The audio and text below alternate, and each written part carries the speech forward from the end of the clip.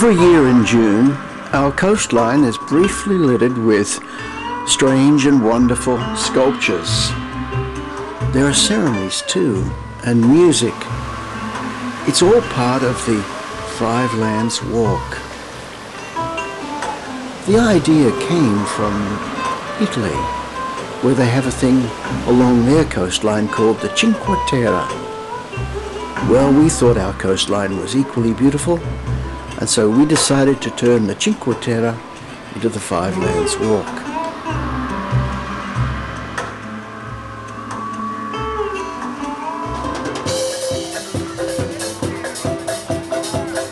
It's now just a week before the walk takes place, and the artists who are going to be building things along the way are going to check out the route today. So everyone, just welcome to the walk this morning.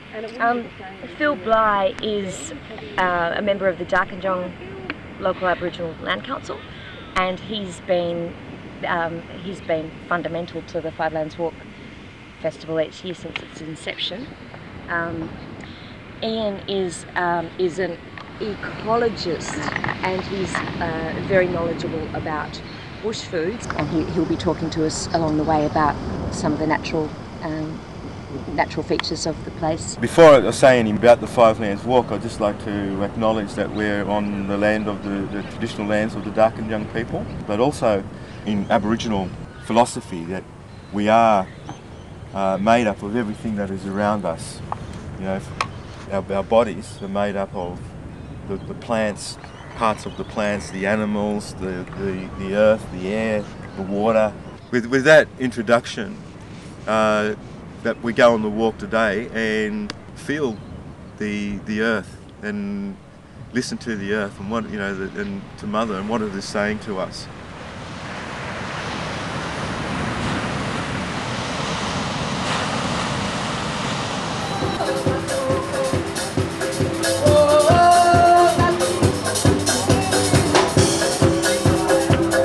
Traditionally, you know, if you did an imprint of the whole of your hand and your arm, it told us that the person was initiated, and just a handprint, it was like their signature.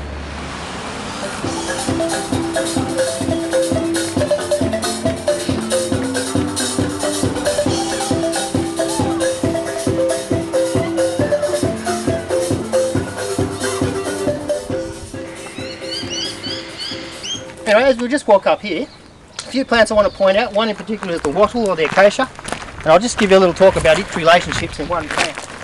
It really likes harsh, dry, sandy conditions.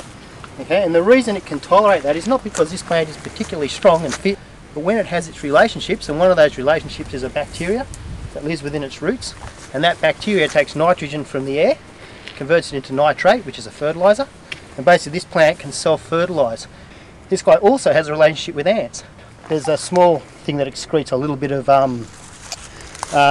sap out of the leaf, and that's sugar for the ants to eat. And in return, the ants burrow down within the soil and create air passages and water passages. So the ants create their ant nest within the root zone of this plant. That allows air and water for the plant to breathe and drink, and in return, the ants get a feed of the sap or the sugary substance that plants produce. This guy could not grow in these poor conditions without something aerating the soil for it, and without something allowing it to get food or fertiliser. So really this plant, without its network of relationships, can't even grow at all.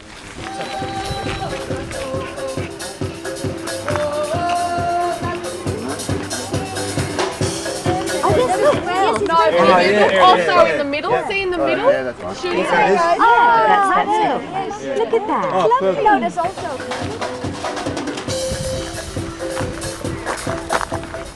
These are the banksia. Pretty much banksias have a really high content of nectar within them. So banksias were used for soaking in water, which would then, the nectar would then dissolve in the water and create a sweet drink. So basically different banksias had different flavours, and they were used for creating sweet, a cordial drink basically.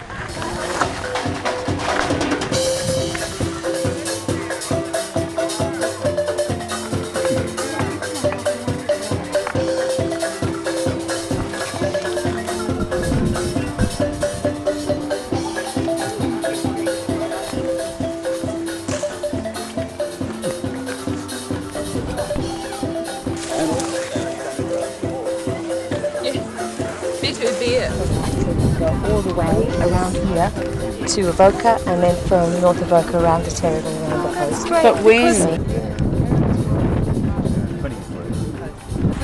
Yeah, which I've done, and I'll take up the okay, yeah. Eventually.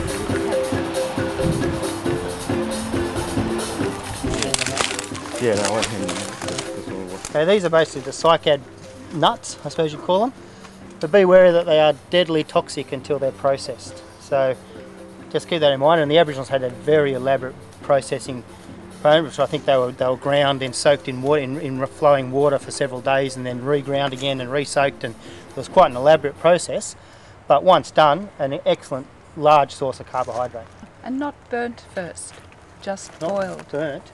Yes, not put into Not as fat. far as I know. Some are saying over here, wonder how long many people died to work this out, and it's a question often asked, and but I respond by saying I don't know, but if you're so linked to the environment, if you're such an intimate relationship with the environment, then you know you'd know.